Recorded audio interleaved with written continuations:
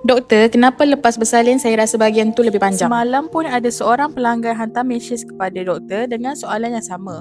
Doktor, lepas bersalin saya rasa bahagian tu jadi lebih panjang daripada dulu. Adakah ini normal? Yang menariknya, ramai wanita ingat hanya mereka seorang saja yang mengalami perubahan ini. Tetapi semasa pemeriksaan, doktor sebenarnya sering berjumpa dengan keadaan yang sama. Selepas bersalin atau apabila usia meningkat, sesetengah wanita mungkin mengalami perubahan pada saiz atau bentuk labia.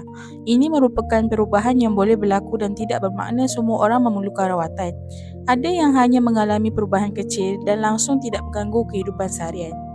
Tetapi, ada juga yang mula berasa tidak selesa apabila memakai seluar yang ketat, bersukan atau hilang keyakinan dalam hubungan suami isteri.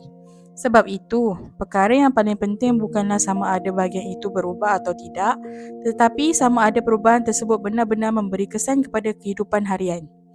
Doktor akan membuat pemeriksaan terlebih dahulu untuk menilai keadaan sebenar sebelum mencadangkan rawatan yang sesuai. Bukan semua yang datang berjumpa doktor perlu menjalani prosedur. Kalau puan juga mempunyai kebimbangan yang sama, tak perlu malu untuk bertanya secara terbuka.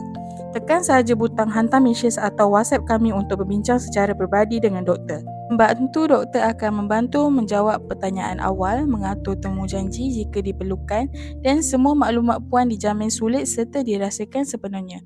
Apabila puan memahami keadaan diri sendiri, lebih mudah untuk membuat keputusan yang sesuai jika benar-benar diperlukan. Jumpa puan